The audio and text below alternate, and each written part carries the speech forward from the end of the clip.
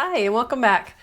Today I'm going to share with you what my next 6 months of slow travel will look like, including destinations as well as the costs for the things that I booked so far, which is basically accommodation and transportation. In the past, when traveling, I used to mostly plan things month by month, week by week, or sometimes even day by day when I was a backpacker. I mean, literally, we would just arrive at a place and go to the hostel and see if they had a place available. But now that I'm doing a little bit more of a slow travel vibe, I'm basically trying to book things about 6 months in advance.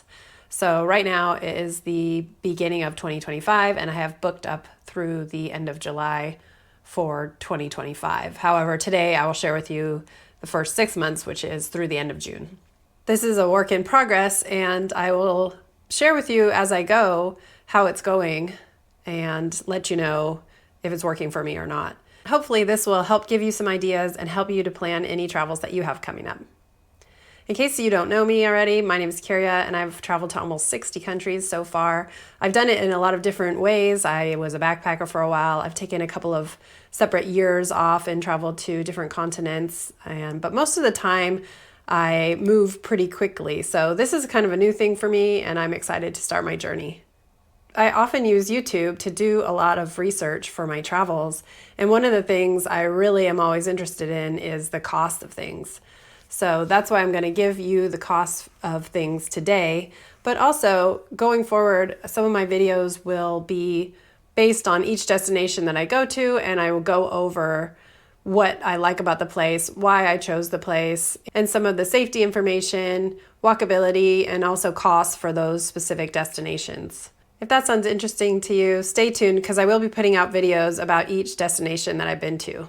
The other thing I want to just touch on really quickly before I start is that I'm a solo traveler, and sometimes it's a little bit hard for me to find information about solo traveling, whether that's safety or how to meet people or what the costs for things are for just one person.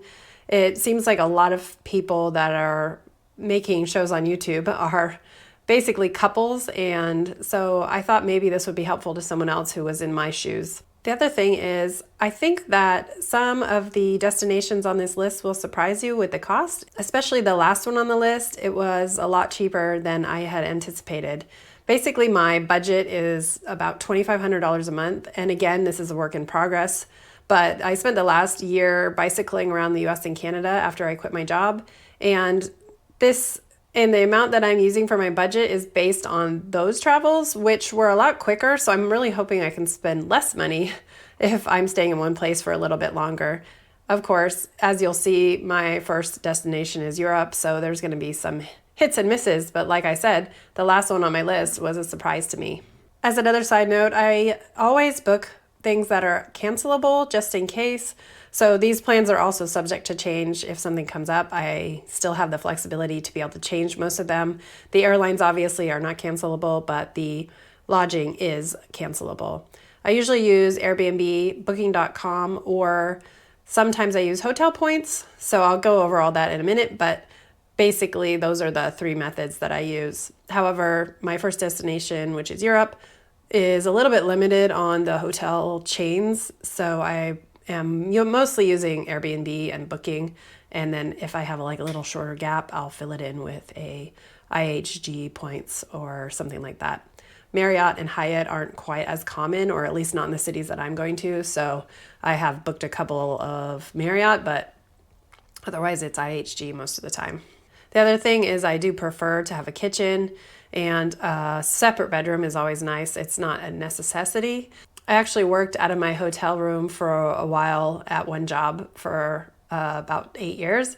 And so I'm used to living out of a hotel room, but I don't really prefer it. So I'm trying to get places that have a kitchen and a separate bedroom if possible. So all of these places that I'm going to talk about are basically a 1-bedroom apartment unless I've otherwise noted that. Okay, let's get started. For the first part of the trip, I am spending 1 week in Germany. I'm doing this with a friend and her 2 kids, so it's a little bit different. It's obviously not slow travel, but also it's going to be a little bit more social, and so I expect to spend a little bit more money for that. We chose this destination because her kids have never been out of North America, and we thought it would be fun for them to go to a place where things were different, the language was different, and the history obviously is so vast compared to the United States. We knew that since this was their first trip, it didn't really matter where we went, to be honest. So we kind of just picked what was the cheapest option as far as flights and then just went from there. So we ended up flying to Frankfurt, Germany, and staying in a little town called Wiesbaden, which is about an hour from Frankfurt by train. From there, we planned on doing a bunch of day trips on the train. To get there, I used United points that I had built up over my years of traveling for work. And this was great because the tickets to Europe were quite expensive. So for my ticket, which was just a one-way from San Francisco to Frankfurt, it was 40,000 points and $5.60 in fees. For the girls, my friend and her two girls, it was 330,000 points and $475 in fees. Theirs was a round trip, and it also was basically during the school holidays, and so their ticket was quite expensive, to be honest. I mean, if we would have had to pay in dollars, it was very expensive, so it made sense to use the points, even though it was a lot of points. For 1 week in Wiesbaden, for a 2-bedroom flat, it was $1,065. We also did a road trip and spent one night in a different location, and that cost was $145, bringing the total cost to $1,210. So for me, this 1/4 of all of that was $302 for my cost. After the girls leave, I will be traveling to France and staying there for a while. The reason I chose France is I really love France. I spent a few months in the summer when I was about 21 years old working in a grocery store in Bordeaux. So my French is okay. It's been a long time since then, but I do love France and the food and the people and the history and the architecture and just everything. So I'm going to spend some time there because I enjoy it. I don't think I'm going to be losing any weight in France, but I will try to keep up a fitness regime for sure. My first destination in France will be Strasbourg. I'll stay 4 days there, and the train from Wiesbaden to Strasbourg costs $64. Just as a side note, all prices will be in US dollars. If you know where you're going ahead of time, just buy the train ticket early. I procrastinated on this because I thought that it would be the same price even if I bought it later, but I was wrong. It goes up. It went from being in the 30s to being in the 40s to being in the 50s to being in the 60s, and I finally bought it and I kicked myself. So from now on, I will definitely buy my train tickets as early as I can because I really learned my lesson with that one. You can buy your ticket in advance on either the Deutsche Bahn website or the Trainline app. Both of them will let you pay for them online. So I suggest buying them in advance. For my 4 nights in Strasbourg, I will be staying at the Holiday Inn. I'm using points, my IHG points for that. And it comes to 71,000 points and about $8 in fees. My next stop from Strasbourg will be Dijon, and I will stay 1 week in Dijon. The train from Strasbourg to Dijon costs $38, and my Airbnb in Dijon for 7 days costs $318. Next up, I will be going to Lyon from Dijon, and I will be traveling there by train also. Funny enough, the train ride is about the same length of time as the one from Strasbourg to Dijon, but it only costs $11. Maybe that makes up for the $64 I spent on the other one. The Airbnb in Lyon that I have for 28 days costs $1,641. That's the current US dollar equivalent of the euros, so it may be a little bit different, but that's what, when I booked it, that's what the dollar equivalent was at the time. I'm really hoping, because the euro has gotten a little bit weaker, that my price will be a little bit lower.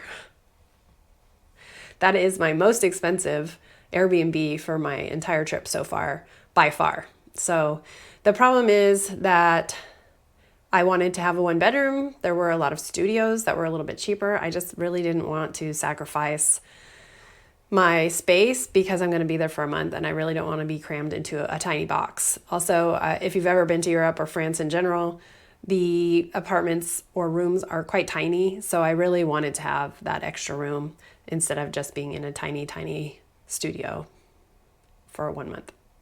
After Lyon, I will actually head to Krakow for 1 week. This might seem like it's a little bit out of the way, but actually I am going to be flying to Amsterdam, and when I looked at the prices, it wasn't really very much more expensive to have a stopover in Krakow. And I've always wanted to go to Poland. This is one country I haven't been to before, especially Krakow, and also I do want to see Auschwitz, so I think that this is a great opportunity for me to dip my toe into Poland. I do plan on going back though. I know that 1 week is definitely not enough. It just so happened that I could squeeze it in between another trip, so I thought I would take advantage. The flight from Lyon to Krakow is $93, and my 1 week Airbnb stay is $409. Just a quick note, all flights include luggage fees, and a lot of the European airlines do make you pay luggage fees even for carry-on. My next stop will be Amsterdam. Like I said, I was gonna go there anyway to visit friends, and I just had Krakow as my stopover, but I will go to Amsterdam after, and the flight costs $102. And I'll be staying with friends, so I won't pay anything for accommodation, but I'm sure that we'll be going out to eat, and I'll probably make up for it in the cost of food. We will also be traveling to Brussels together by train, and the train from Amsterdam to Brussels is approximately $37. I have not booked that one yet, and I will be staying at a Marriott, which I booked with points. I used 31,000 points and one night certificate, and also had to pay $8 in fees for the 2-night stay. From Brussels, I will fly to Seville, or Sevilla, and I will stay there for 2 nights. This is a place that I've always wanted to go. I've never been to that region of Spain, and I'm just kind of passing through because where I will be staying afterward is in the south of Spain in the Costa del Sol.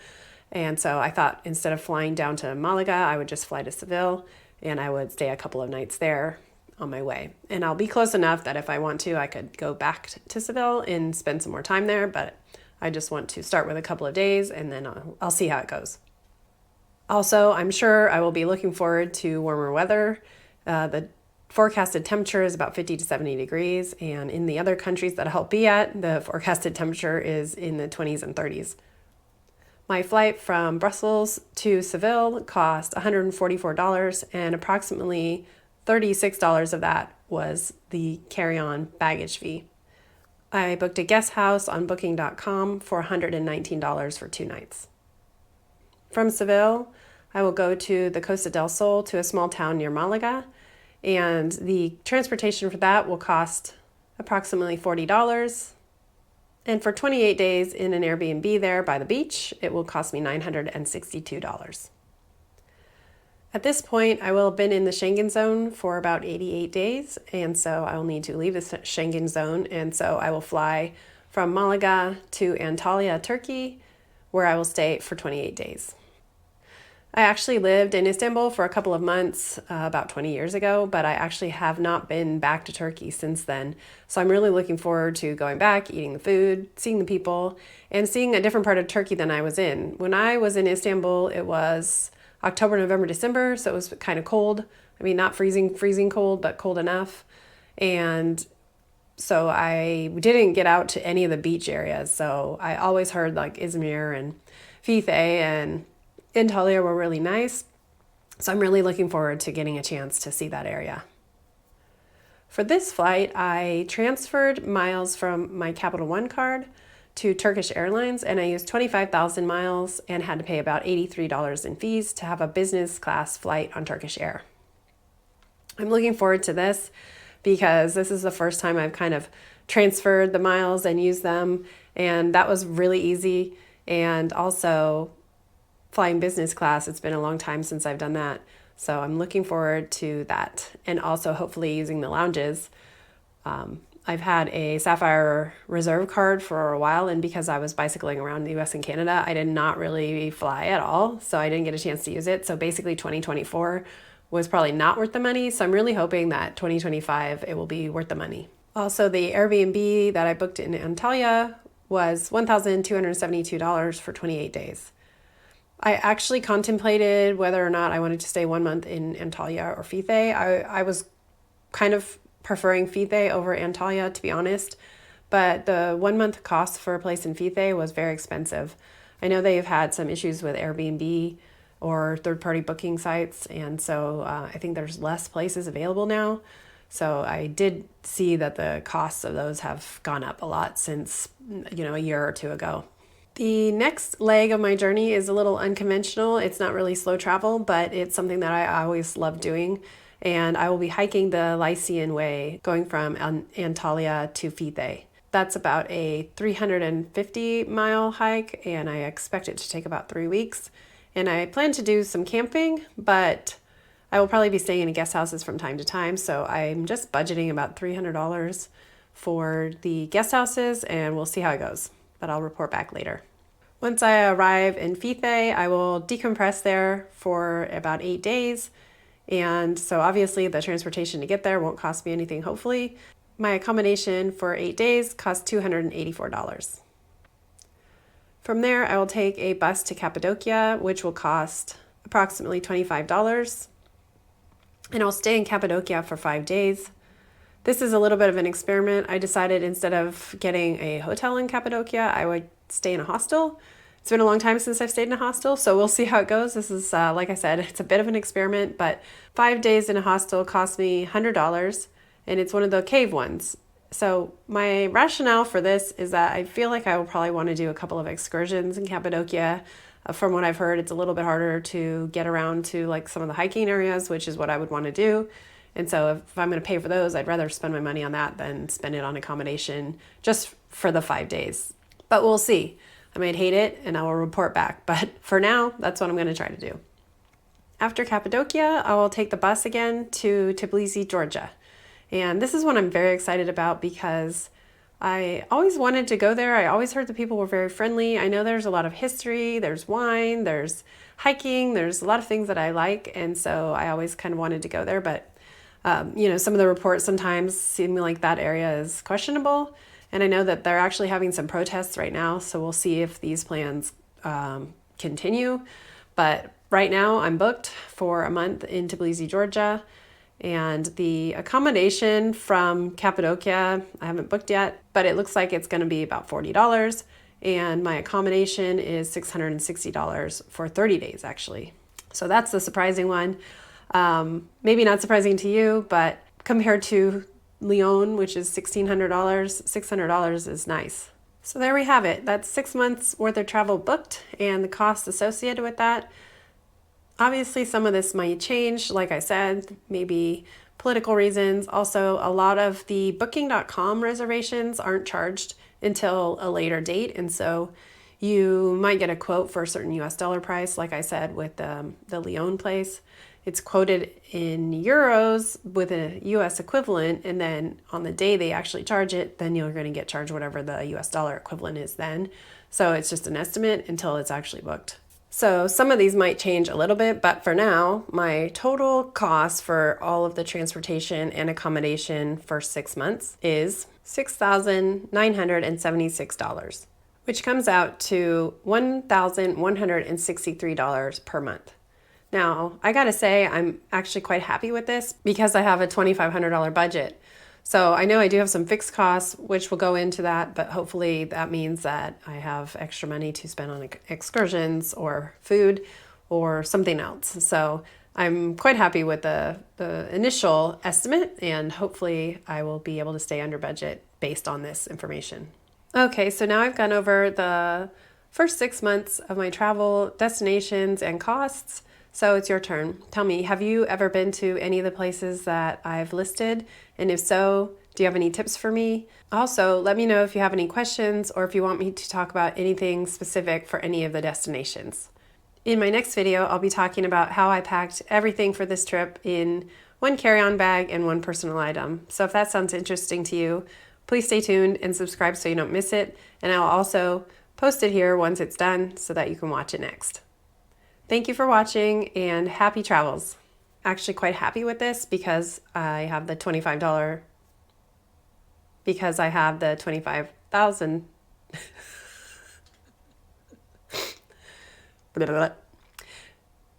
because I have a $2,500 budget. So